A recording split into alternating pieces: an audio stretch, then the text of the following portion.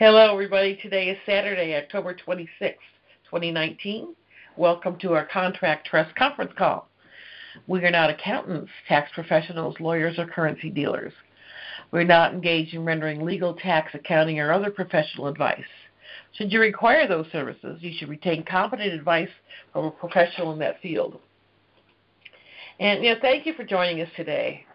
In the 5+ years that I've been doing these calls, because believe it or not, it's more than 5 years, we've talked about contract trusts and why we feel they are the best method for you to protect and manage your assets. As many of you know, we offer several different versions of the contract trust. Today, we would like to talk about another trust in our lineup. We feel it will make managing multiple entities easier. As always, we welcome your questions and comments, so feel free to *6 to raise your hand if you have a question. And Jim, because I'm not doing too well today, would you like to start, please? Sure, not a problem. Sorry you're feeling under the weather, but it is what it is. Okay. There are many reasons to have a trust, and there are many different trusts available. There are statutory and common law trusts. There may be revocable or irrevocable, or as we've been corrected recently, it's revocable or irrevocable. Okay, potato, right? I mean, come on. All offer protection in one way or another. Some are better for one thing. Some are better for other things. Most of the people on this call are currency holders and expect to realize great returns once the RB happens. So we'll address some of those issues. We offer a non-grantor, irrevocable common law trust. I know it's a mouthful, so we just call it a contract trust. Technically a business trust, but we have opted to drop the word business from the title as it sometimes causes confusion, especially at the banks. If trust says business trust, it's okay. It's still very valid. Use of the contract trust that we offer totally eliminates probate and inheritance taxes. Consider what would happen if you went to cash in your currencies and then with this sudden newly realized wealth you suffer a heart attack and collapse right on the bank floor and died. Or you stepped outside and were unfortunately struck by a bolt of lightning, tornado, or a speeding car. Your heirs could be facing a substantial and totally unnecessary haircut of this newfound wealth. It could be years before your family sees any of that money. While those are extreme examples, I'm sure you agree and you get the point. Unlike a revocable grantor trust, contract trust is irrevocable in a typical revocable grantor trust. That's hard to say. I got to go back to the way I say it. Yeah, I agree. The grantor, you can change your mind about what you have granted or given someone right up until the last breath. The IRS has a clawback clause. In a financial or business setting, clawback may refer to the provision in a contract that allows the money or the benefits to be taken back if special circumstances arise. So, the IRS may decide that because you still had total control, the assets of the revocable trust may be part of your estate when you die. With an irrevocable contract trust, you give up all that right, the title and the interest to the asset, irrevocably. So it will never become part of your estate, thus no probate and no inheritance taxes. Irrevocable means no one can tell you to terminate the trust or to pay someone else. So your assets are protected from anyone trying to get the money from you personally. One of the major benefits is that the contract trust contract flows allows you to be the trustee of your own trust. You retain full management, control, and benefit of the assets of the trust. There's no one between you and your money. You can name your spouse as a co-trustee. One or both of you can become executive trustees, allowing one to act on behalf of the other. You can name your children as successor trustees. You can designate one or more successor trustees, specifically that they both become trustees at the same time, or one goes before the other. You can change this designation at any time for any reason. You can add a bloodline clause to ensure your family's generational wealth does not fall into other hands.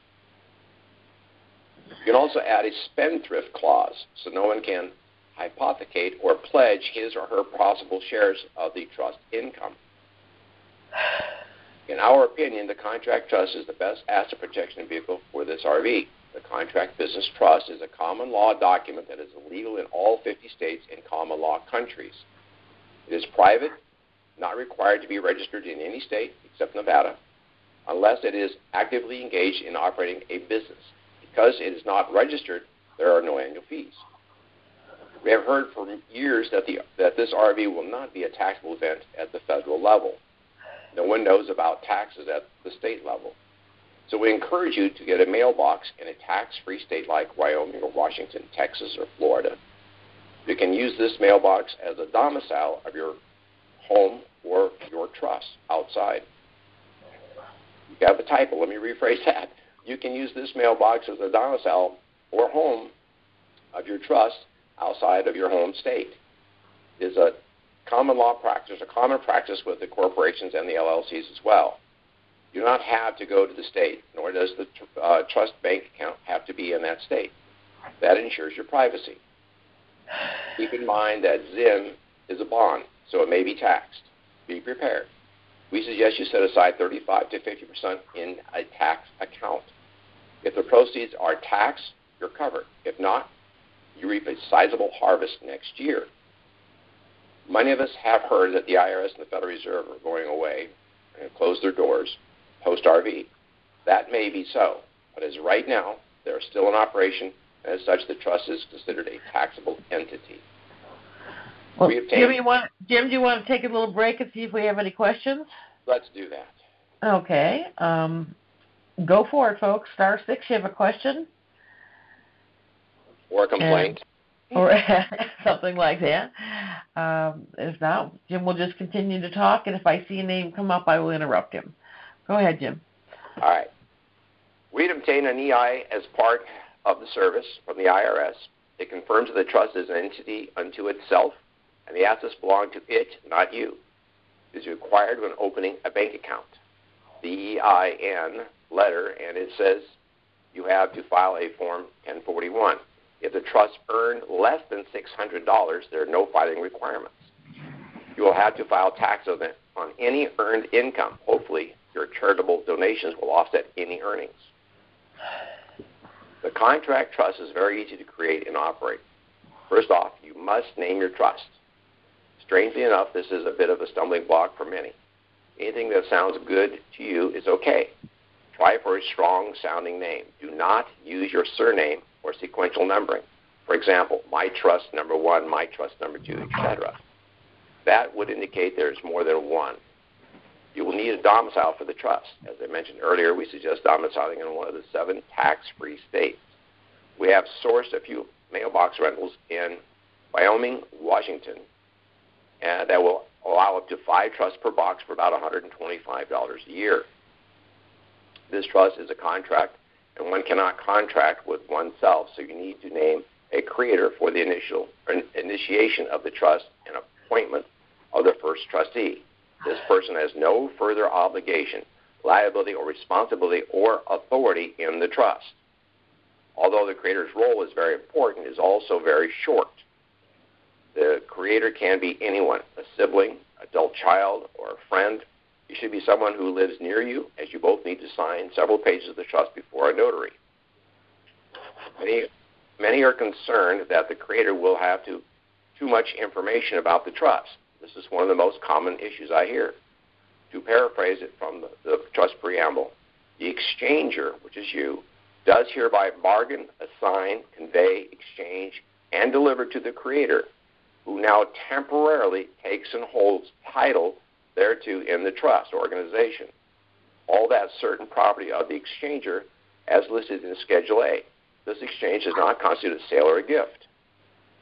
Exchange is only paper only. We prepare all the documents and paperwork for you. You are exchanging your assets with the creator for $21 and 100 trust certificate units. We usually suggest you lend the creator the $21 or take him to lunch or something so that they're not out anything by assisting you. You both have the have to initial Schedule A, but no amounts or values or anything are written. Once the creator has initiated the trust and appointed the first trustee, which is you, he or she exits the contract. You may then appoint a spouse as a second trustee. You must name at least one successor trustee to continue to manage the trust if you die or become incapacitated. I need to make a note there.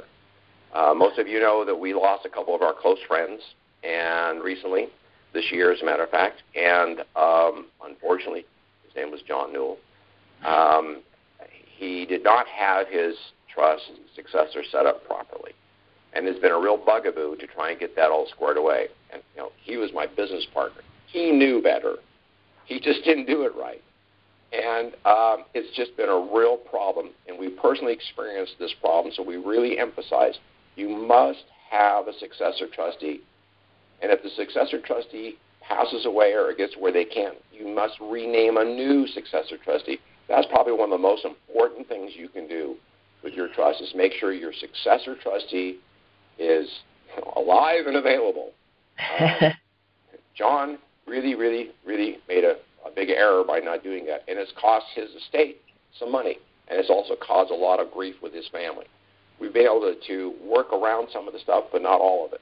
So I'm really pushing that point about the successor trustee. Okay.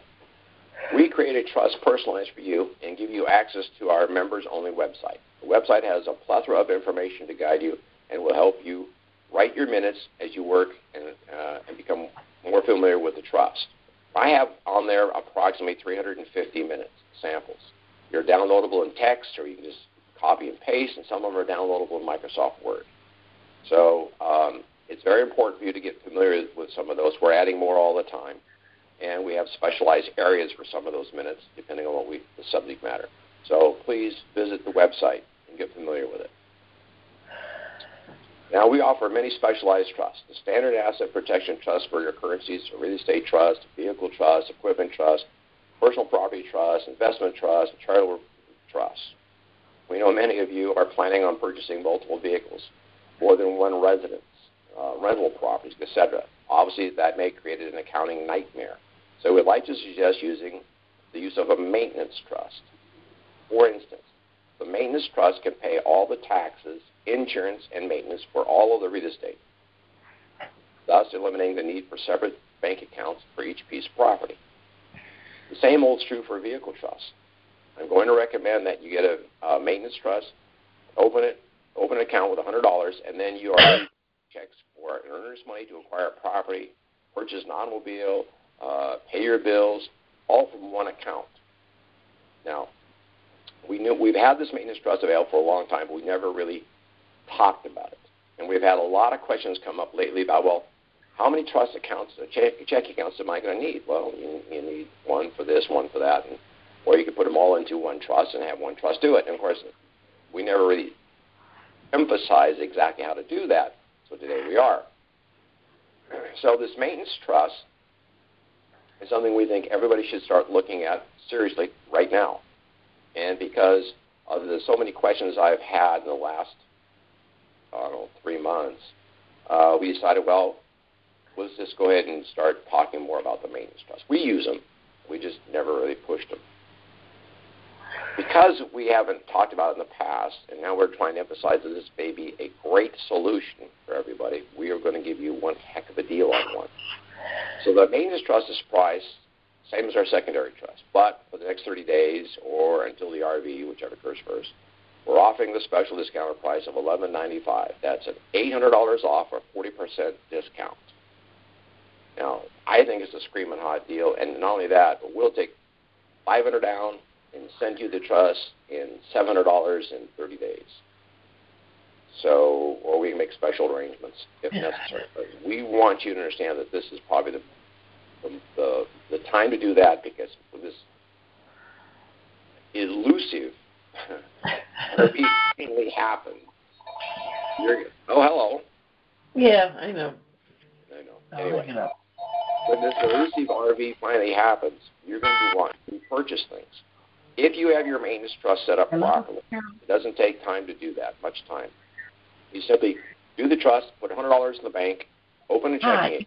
You only need one checking. Eric is actually on a call with me, on a conference call right now. Yeah, can you call me back in about an hour, or can I call you? We'll let her get off the phone, folks, because this. Yes.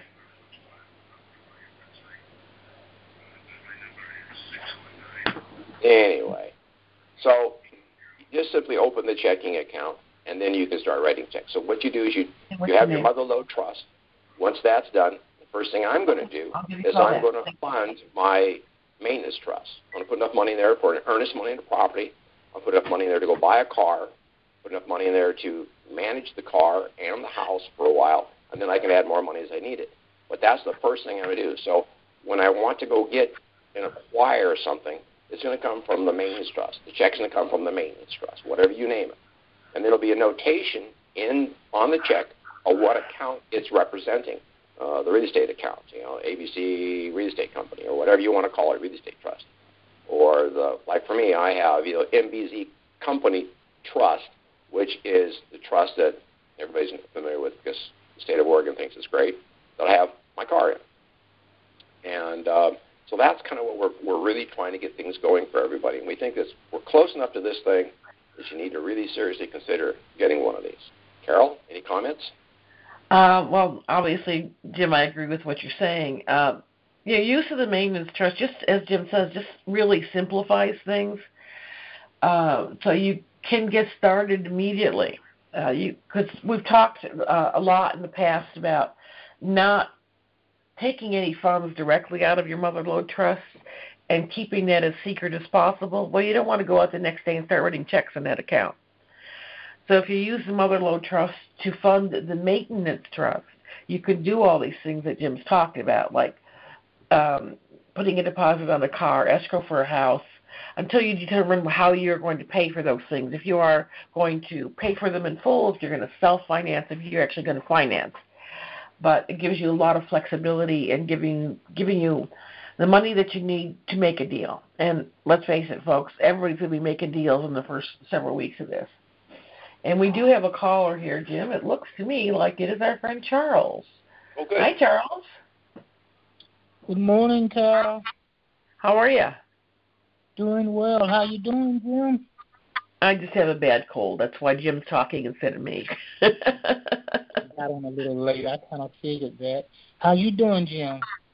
I'm doing really good now. I mean, I got over my nasty bugs.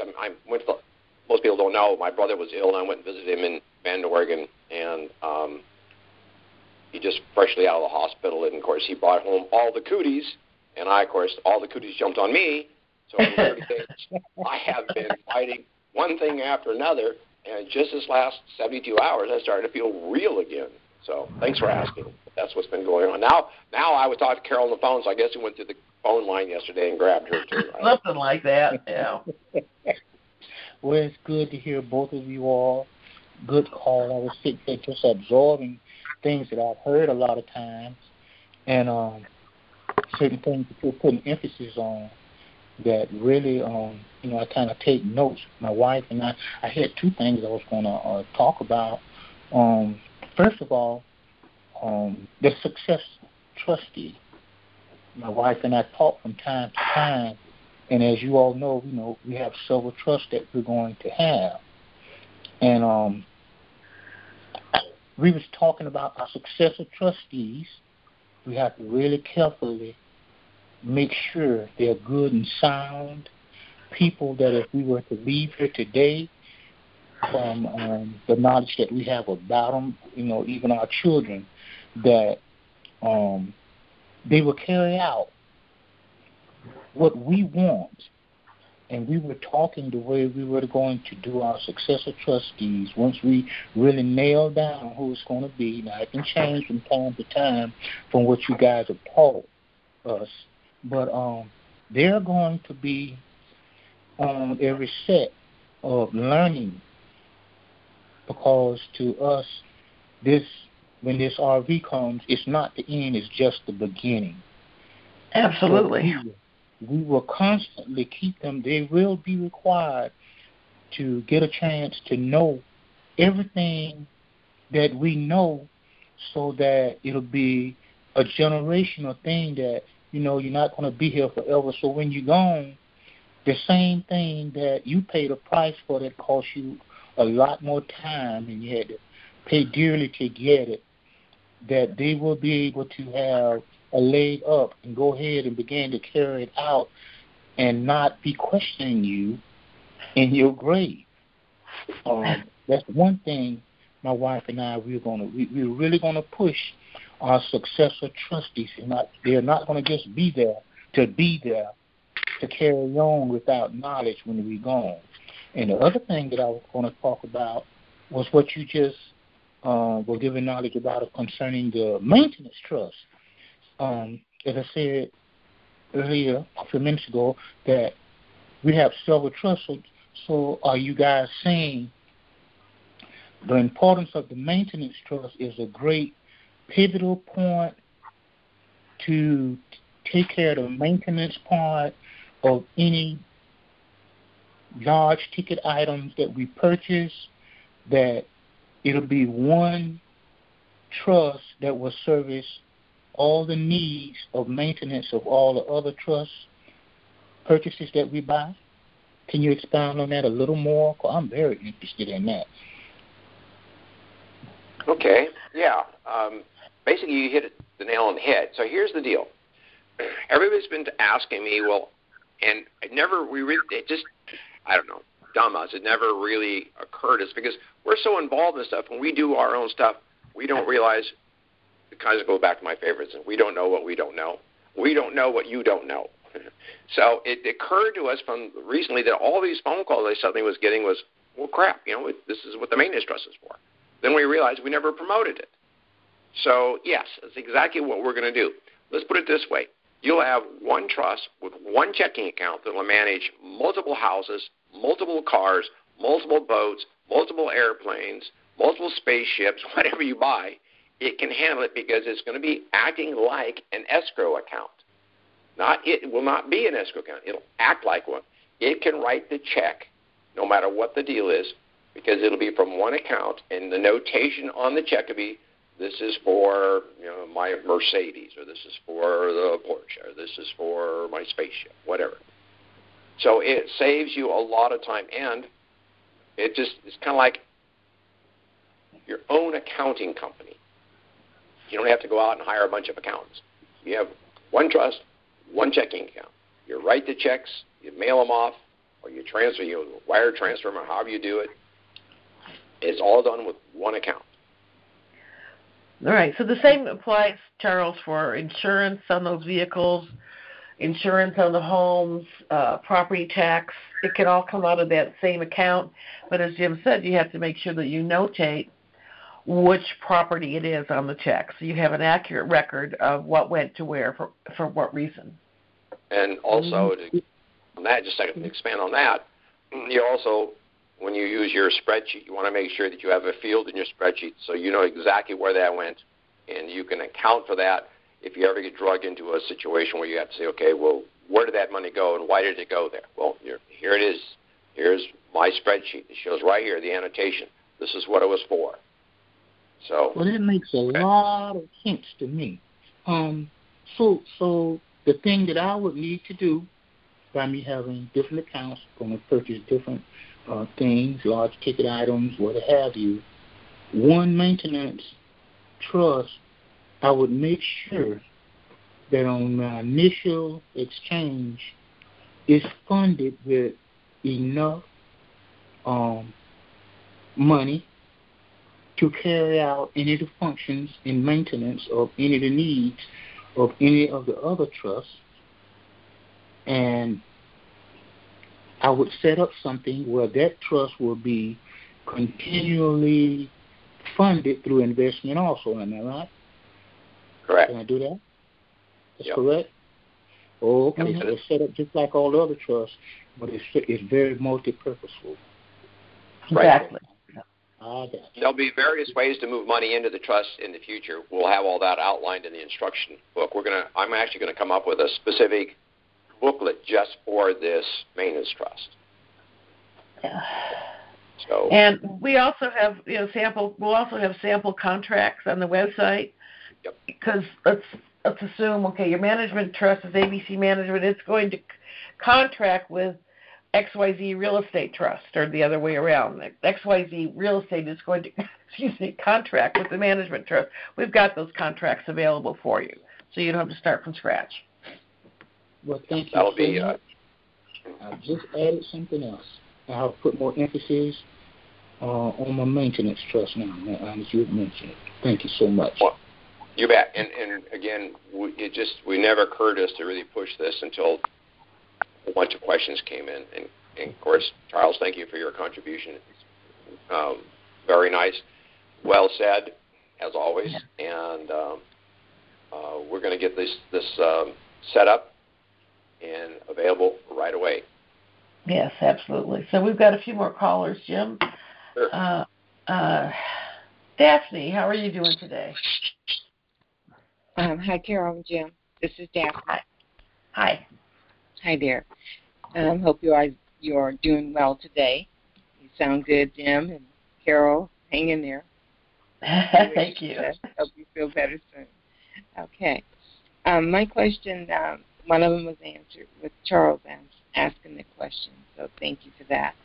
And I'd like to know if you could expand a little bit more on this spendthrift and give us some information on the website. I've been out of the loop on that for a while.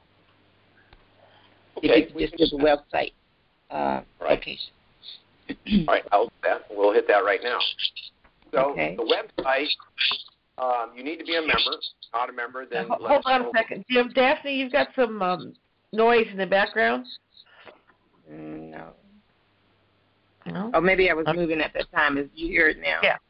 No. No, I don't have anything going. I'm sorry, Jim. Go ahead. That's right. The website, if you're not a member, and you should be, let us know. We'll set you up with a membership. And it's, let me pull it up so I know exactly the right thing. It's indicatorinformation.com.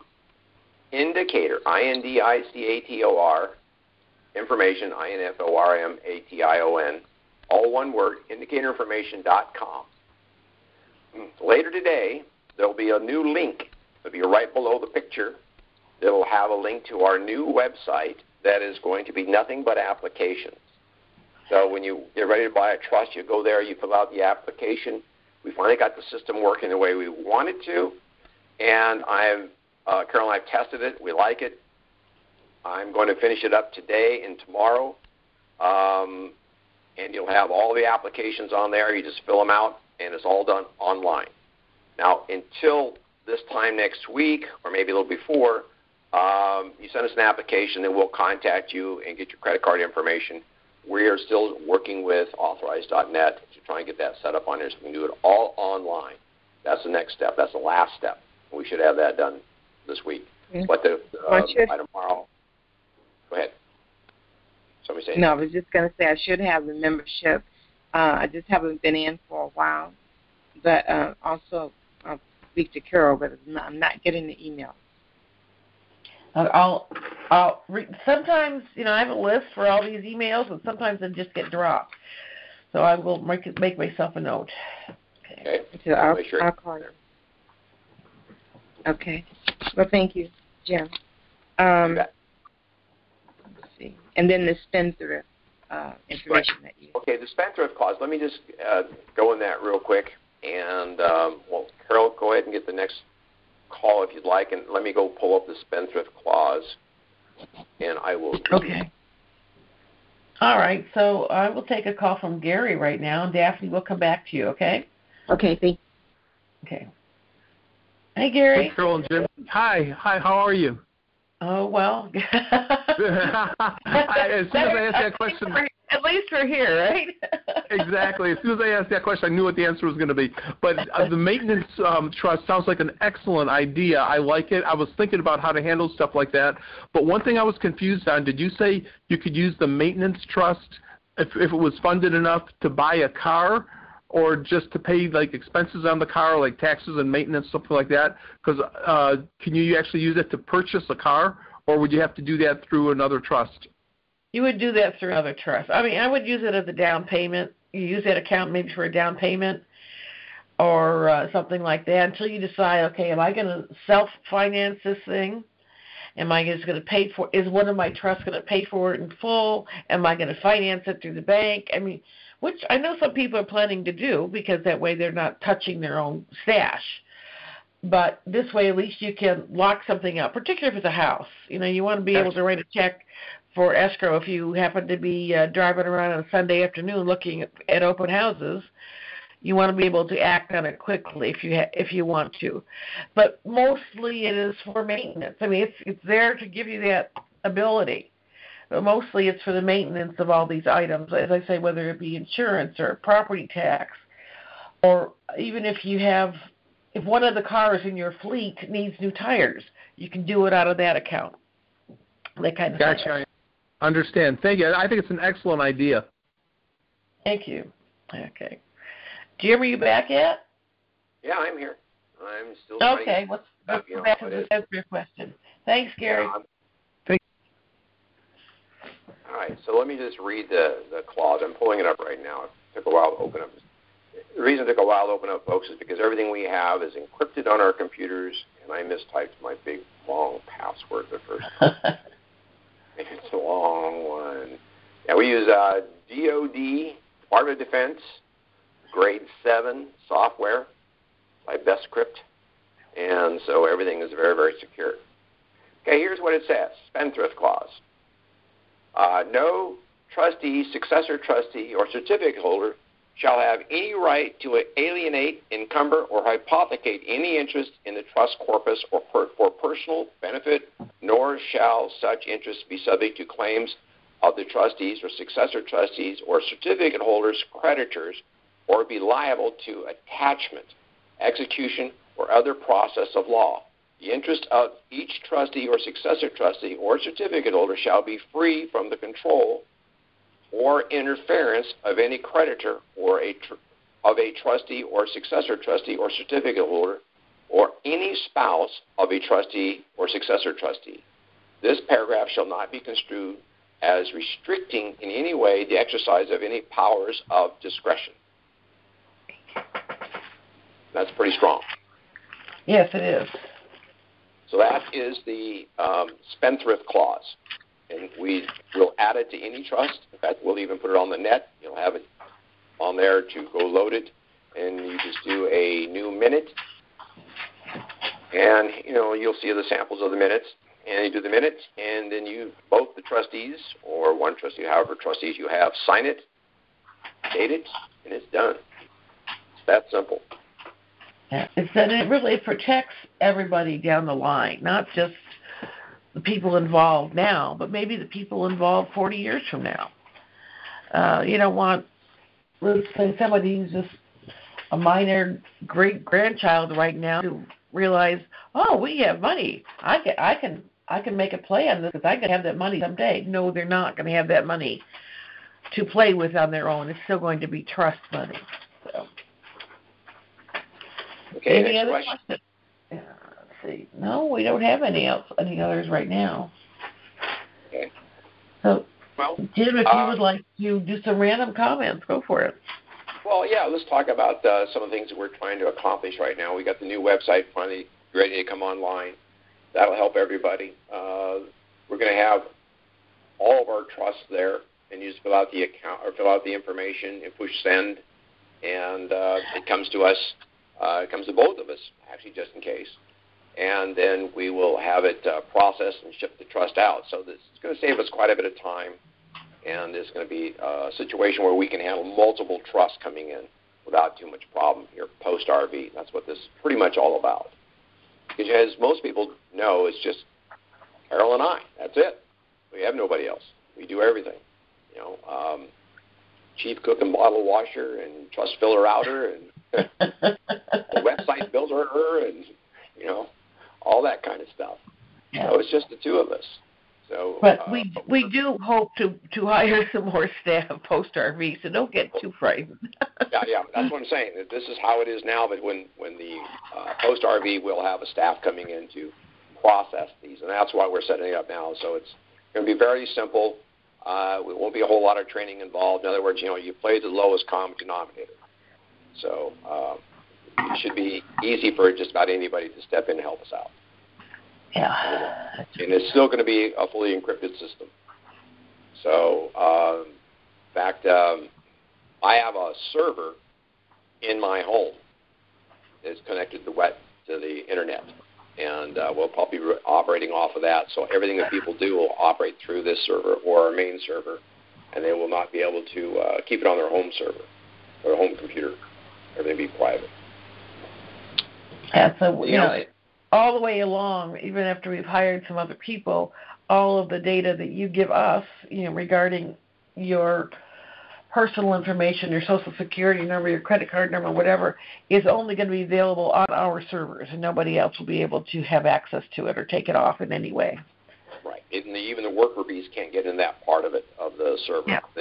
Yeah. They will be given the information to process the trust, but they will not be even see the EI number, or the social security number, or the bank account information. They won't even be in the file that they get. So, you know, we are just paranoid about that stuff, because I don't know if anybody's ever been attacked financially like I have. It took me a year to clean up everything when I got attacked. That was about 10 years, 11 years ago now, I guess. It was a real pain in the bottom. So, anyway, so we use a high-grade encryption system on both of our computers, and plus the servers. Yeah. Let's see, randomly, what else do we want to talk about? Well, let's go back here and look at the website. I did add some new stuff to the website, folks. On public content, the big blue button at the top, we now have a link to Article 1, Section 10 of the Constitution. We have a new page called New. It's got an asterisk, New, asterisk. And that's in that. When you click on that, it's open to public. You'll see some of the stuff we're talking about, what happened in October, some of the new information we added. A new blog post was put up yesterday. And then we have, right now, what's interesting, the bar at the top is at the last one on the menu says conference calls. And you click on that, and it takes you out onto the Internet, and it takes you right to Carol's IQD call site. And every one of her calls are listed here. So you can go back years. They have all the way back to, and live, they have our recorded ones, they have all the way back to 2016, April of 2016. I haven't counted all these, but there's a bunch. Yeah, there's a whole bunch, you know. And, you know, I mentioned earlier that I've been doing this for 5 years. As several of you who are on this call probably remember, Jim Jenkins and I were doing calls with Ricardo for a long time. Then Jim Jenkins and I did our own calls for a couple of years ago before he became ill. And fortunately now I've got this Jim who's stood in and has really, really helped me a great deal. But there's a lot of information on those calls. And, you know, Jim Knox and I present things a little differently than Jim Jenkins did. But it's all still interesting. It's all good background information that, you know, many of us are still interested in. I get reports from, free conference call when people have listened to the calls. And the calls, believe it or not, are numbered. I think we're at like 95 or 96, something like that. And some of them go back to call number 4, something like that. So people apparently are interested in what we've had to say over the years. Yeah, he started numbering them, and today's call will be number 93. Oh, I was close. So he has all the way up to 92 on here, which our last one was. We missed one because Carol was traveling and I was ill. So, yeah, it would be 93. Yeah. People have always told me I talk too much. But the thing is, we're still here. That's true. We're still here. Well, I know this is going to be a little shorter than usual. I appreciate all of you bearing with me with this cold. So, Jim, if you'd like to close, I think we could just call it a day. All right. Well, my name's Jim Knox. I live in Salem, Oregon, and don't hold that against me. I'm trying to get out of here. And I work Monday through Friday, 9 to 6 West Coast time. I try not to work too much on weekends publicly. I usually work a lot on weekends to get caught up with stuff I didn't get done, which is going to be the website this week. And since Carol went out and got an 800 number, I had to do the same thing. So my 800 number is 866-341-6907. 866-341-6907. Or you can call me directly at 503-583-6791. And if I'm not generally on that number, it goes right directly to my cell phone, so I usually get most of the calls. If you get a recording saying I'm not available, well, I'll usually call you back. I've been pretty good about that. And so, Carol, that's all I have to say today. All right. Thank you, Jim. It looks like we do have one more caller. Okay. Yes, Connie, what's up? Jim, can you repeat that 866 number again? You said it so fast. 390 what? No, 866-341-6907.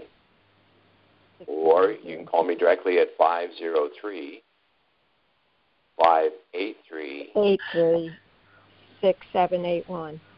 Yeah. No, 6791. 6791. Yeah. Right.